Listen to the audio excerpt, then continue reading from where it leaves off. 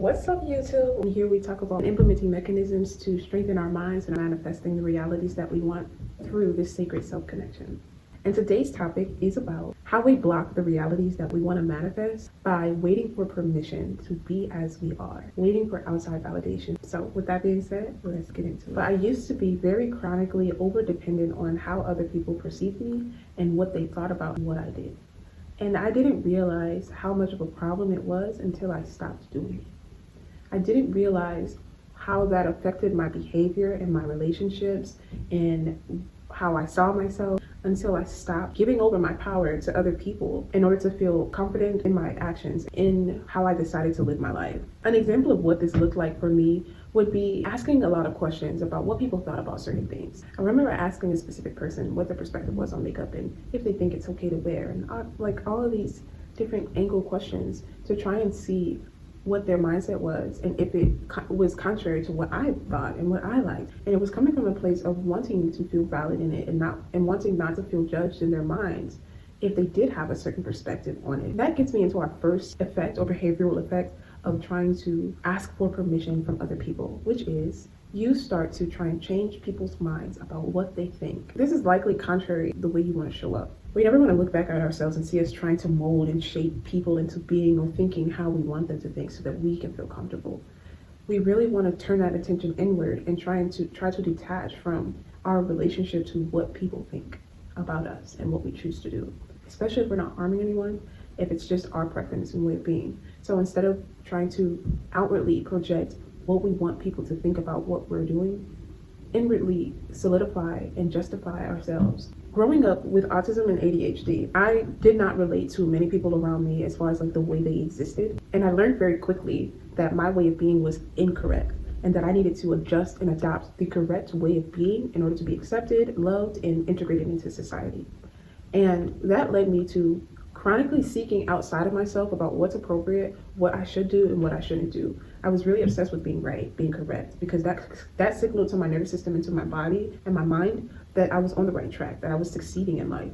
And as I grew up, carrying that habit of constantly trying to make sure that I'm doing the right thing made me very weary and afraid of people's perspective, because you can't please everyone. In one person's mind, you're doing the right thing, and the next person's mind, you're completely out of whack. So it's not realistic and it's not sustainable. So what I found is that inwardly coming to a conclusion about how I wanted to show up based on what I appreciate, based on what I don't appreciate, having those values being aligned with me changed the game for good, for sure. I still wonder, because I've done this for so many years, the thoughts of what they're potentially thinking about how I'm going to be perceived, they don't just completely go away, but my relationship to the thought has changed. For example, instead of, I'm going to be seen as wrong if this person perceives me in this way. They're going to judge me, they're going to see me as wrong, and I'm going to be outcasted or experience some type of shame or embarrassment. Instead of that, now when that thought comes up, I assure myself that this is my life. And if something is in fact actually wrong that I'm doing, I give myself the grace and patience over time to come to that conclusion, and that there's no love lost as a result of me not knowing what I should have known, if that's the case. It's likely nothing that you're missing. You're likely perfectly fine. You're likely living life according to what fits you. There might be things that you could change over time. There might be things that aren't ideal, but at the end of the day, I think that it's much healthier to adopt the mindset of, when the time comes for me to let this thing go, I will be in the position to do so. But as of right now, this is where I stand, and I choose to own it. I choose to walk in it with confidence, because I'm not afraid of any type of rejection that goes on in people's minds about me. I give people grace to be themselves, and I deserve that same grace. And if something that I do harms or impacts other people and they bring it to my attention, we can talk about that. But if something that I'm doing has nothing to do with you, I don't even know if I want to associate with anyone that would be viewing me in that light in the first place. Do you see how the power dynamic is shifting here? You're no longer giving over your authority and, am I good enough? Am I doing it right according to your standard? Am I lovable? Am I worthy? It's now, I am worthy. I said so. This is how I want to operate. And if you think differently, I'm not in a safe space to be in congregation with you. It's just about, building that muscle to be able to stand on your own 2 feet. The second thing I've noticed is a really good byproduct of seeking validation from yourself instead of others is being able to appreciate the nuance in life. What nuance offers us is comparability. When you have the Venn diagram, I'll put it here. When you have a Venn diagram, you have the outer layer that relates to you. You have the center layer where things are shared. and you have the other layer that relates to the other person. Having all of these components and being able to look at this from an objective point of view increases your perspective and your ability to take from each area and like apply it. Like, I feel like that doesn't make sense. Being able to zoom out and see the nuances gives you a certain level of intelligence to be able to process data and information better. So for example, if you're looking at someone's situation from an objective point of view, something that you don't relate to, maybe they have a certain way of being that isn't your style, but you're not leading with judgment. You're simply curious, you want to learn about why they choose that way. You don't adopt that as something you have to do, and you don't project the way you live onto what they need to do. You're now in a position to objectively draw from their experience and see what you could use for yourself. See what does apply to you. See where you do have common shared areas that can enrich your life without changing who you are or changing who they are. So your ability to objectively think and analyze situations becomes that much more potent. And I think that that's such a healthy place to be when you want to nourish and cherish relationships. Being able to step back and accept who you are and accept others as they are, as long as they're not harming anybody. It's really powerful. It's really beautiful. As opposed to if you were seeking that validation out from them, now when you're processing that conversation, you are feeling pressure, guilt, shame. Like all of these things are going through your nervous system because the way you're processing that conversation or that engagement is through the lens of trying to change how you are before you're ready, but before you even know if you want to. And that is a very unstable place to be when it comes to your identity, because how can you formulate a sense of self-trust if everything comes outside of you? Where's the foundation? How can you feel solidified in who you are and show up with confidence?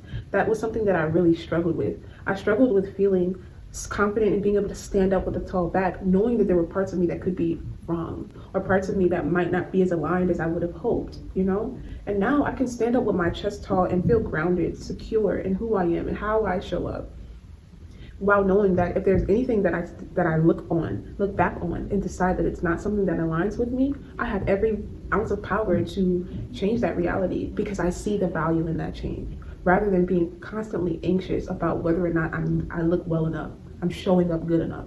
Does that make sense? It makes sense. You get it.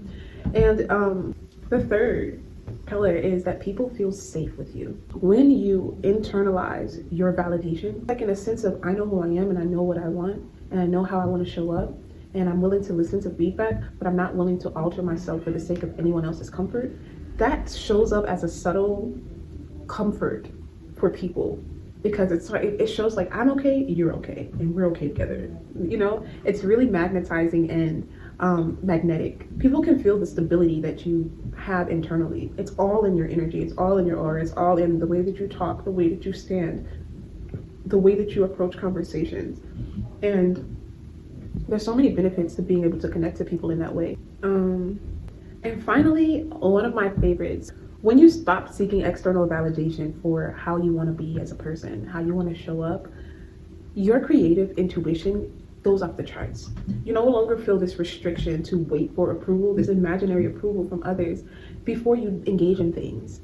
And you now feel like the reference point of yourself and how you feel about things gives you so much room, so much scope to actually do things that your brain was blocked from thinking about. For example, when you expose your body to the fact that you are its leader, you are its guardian, you are the person that has permission to explore life and explore what suits your identity versus waiting for other people to approve or disapprove, your body sees that as a plethora of opportunities. Now your brain is starting to fluctuate in different hobbies you might be interested in, learning from other people when they get interested in something and seeing how that relates to you. Whereas before, you may be hesitant, you're like, how does this make me look in the sight of other people?